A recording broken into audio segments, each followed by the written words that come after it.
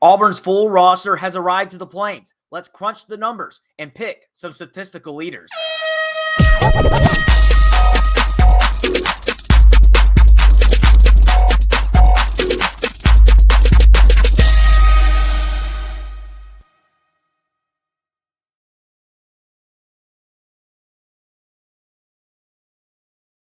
Welcome into today's episode of the Barn Hoops Podcast. I am your host, Jacob Hillman, and today we're going to dive into what we think some of these statistical leaders are going to look like for Auburn men's basketball in 2025 and 2026. With the brand new roster, we're going to have to really crunch the numbers and dive into what some of these guys have done in their past and in their former schools, whether it was in JUCO, in Division II, or in the Power 5. We're going to break it down. Points per game, assists per game, rebounds per game, as well as a couple of defensive stats and who we think can be the biggest impact guys on that end of the floor.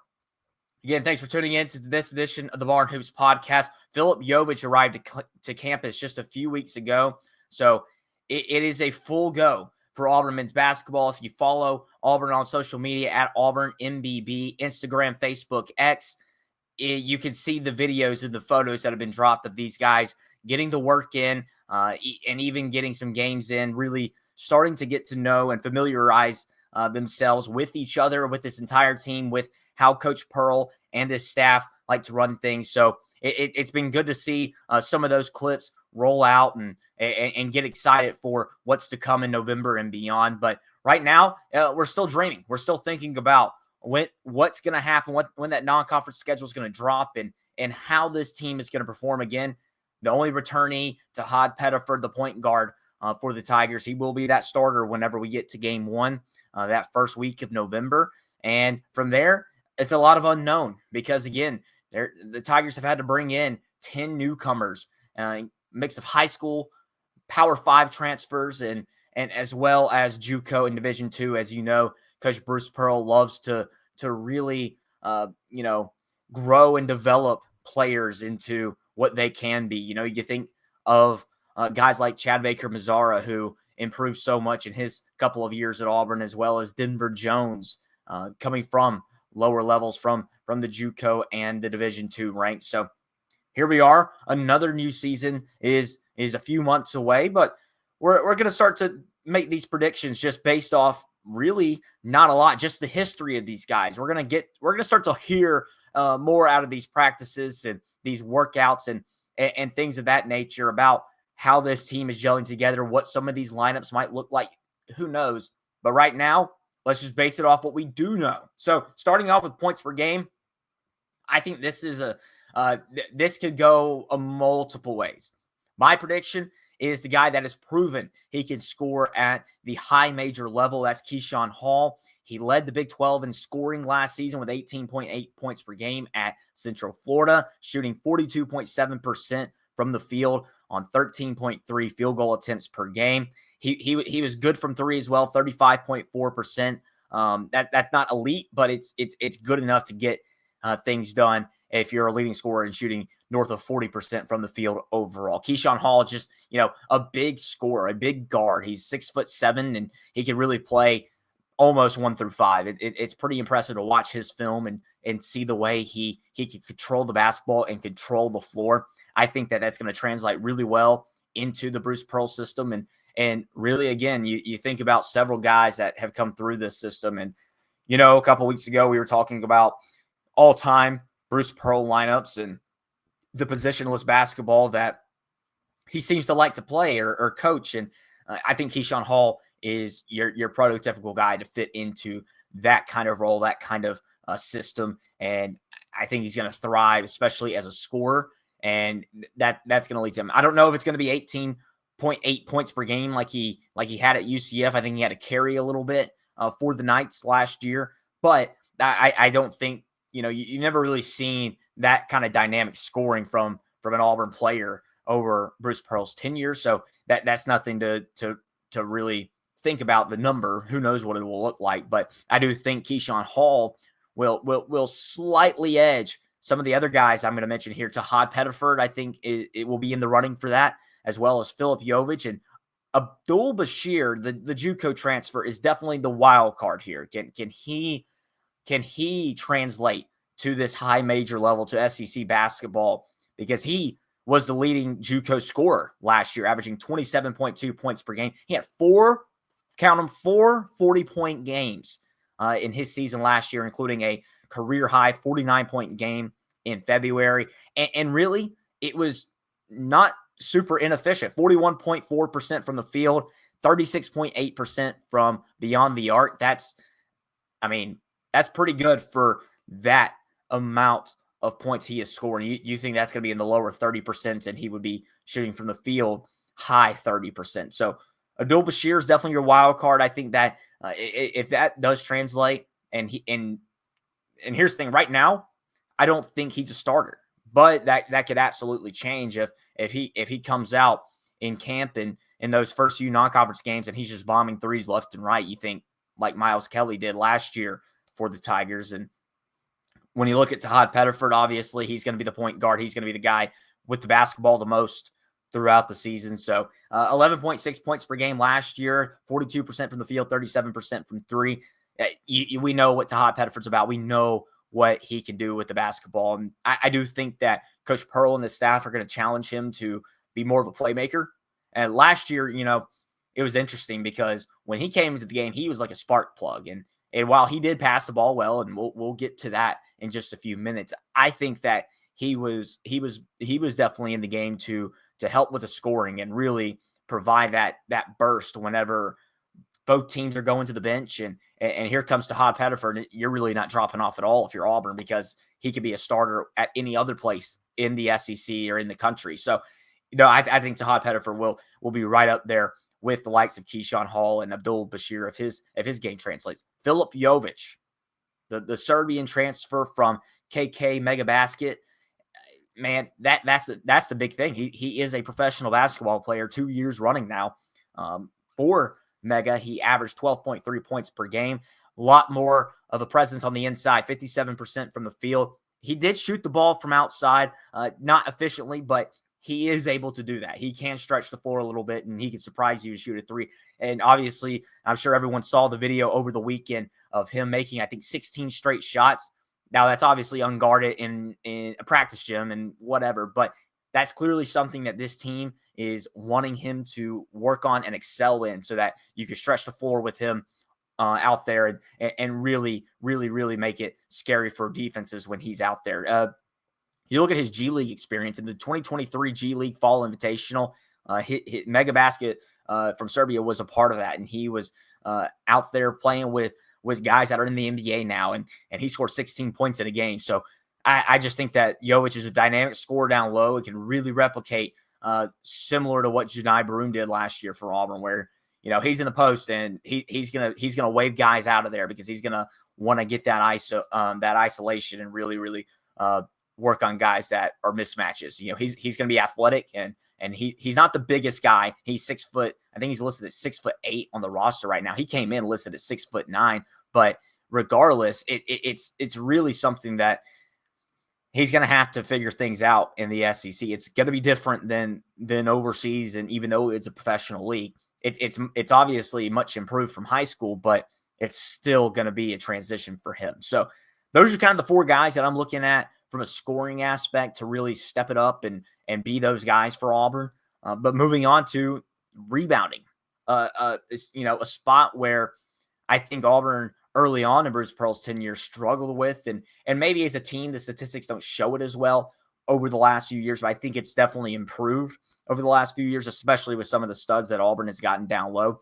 And that continues with Keyshawn Murphy from Mississippi State. He led the Bulldogs in rebounding with 7.4 rebounds per game this past season, 2.3 on the offensive glass per game. That's a big deal as well. You're going to need, especially if you're going to have shooters like Tahaad Pettiford, Caden Magwood, Abdul Bashir, guys like that, putting up shots from outside. Offensive rebounds are going to be aplenty, because you're going to miss 3-point shots as part of it. So if Keyshawn Murphy can clean up those misses and put it back for 2 points when you're trying for three, that's great.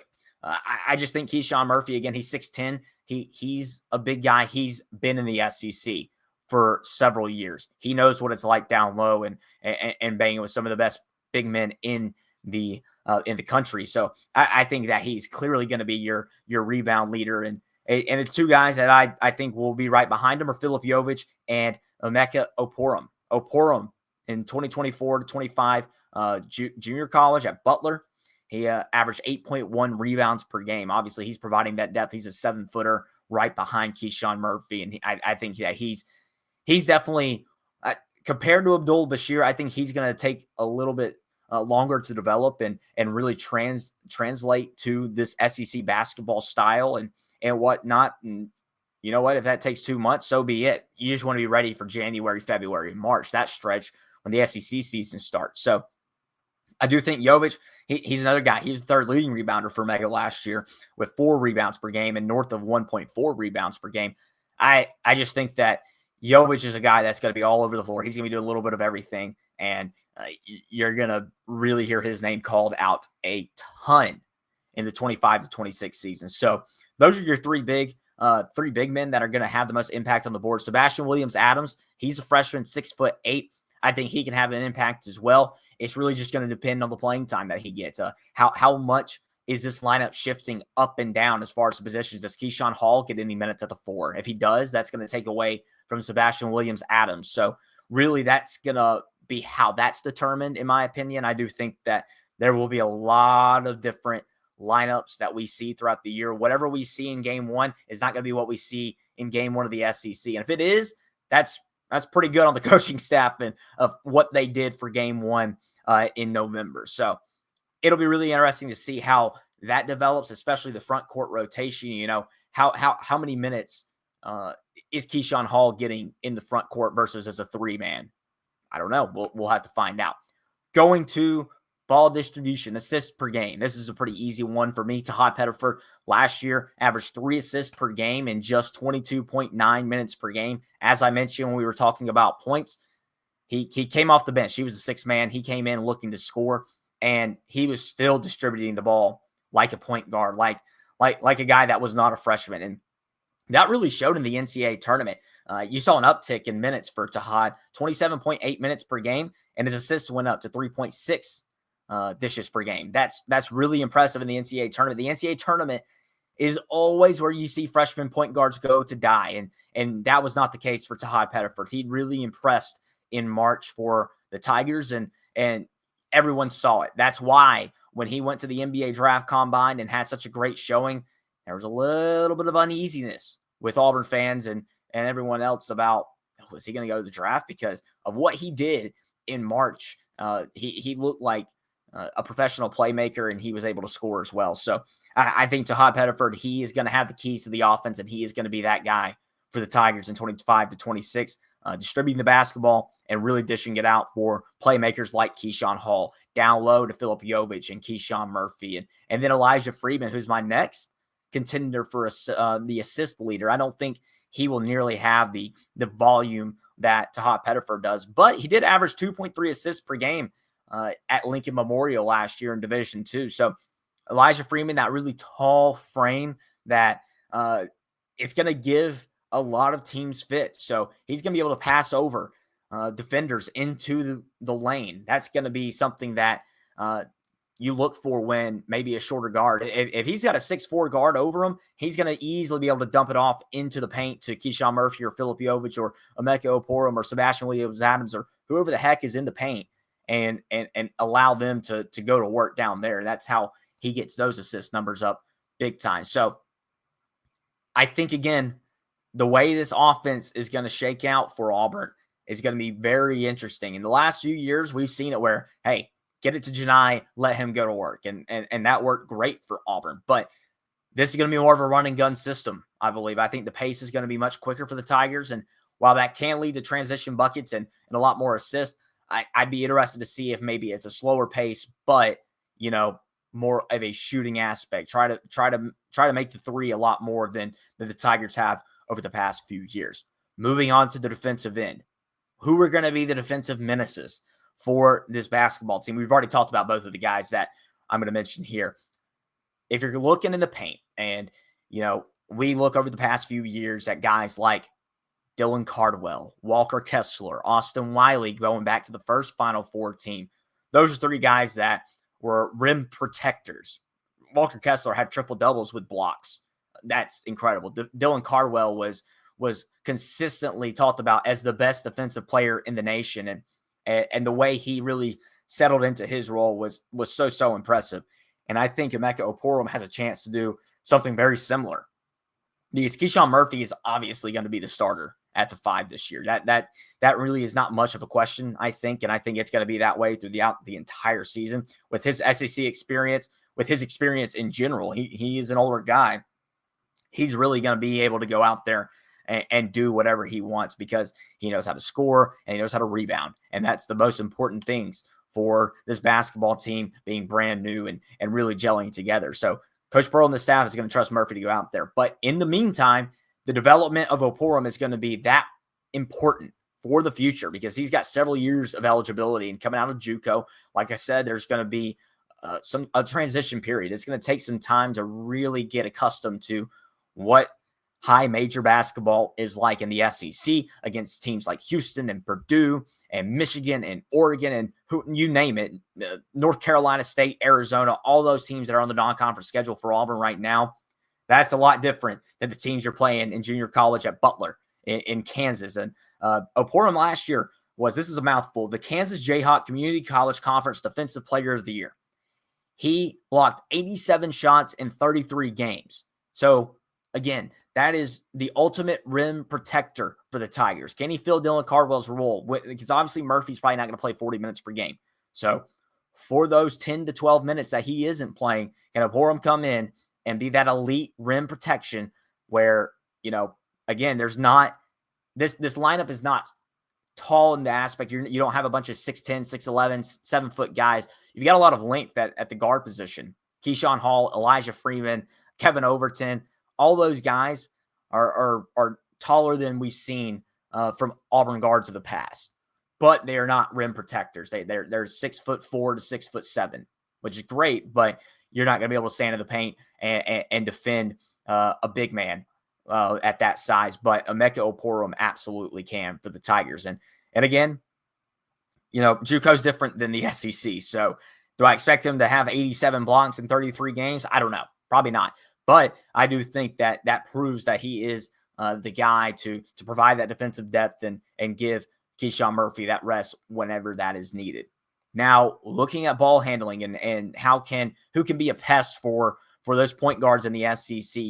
Whenever Otega Owe comes to Neville Arena for the Kentucky Wildcats and the Tigers are going for 2 in a row against Kentucky, who's going to be the guy to frustrate him? I think Elyjah Freeman can do that. He averaged 1.7 steals per game at Lincoln Memorial last year. And again, that is because of his length, how long his arms are. His wingspan is absolutely insane. He's tall, and it's difficult to get the ball by him. Just like I talked about, it's easy for him to get the ball inside. It's the other way around for guards that are shorter than him. So Elyjah Freeman, 54 steals in 31 games. That was 5th in the South Atlantic Conference, which is the conference Lincoln Memorial plays in Division II.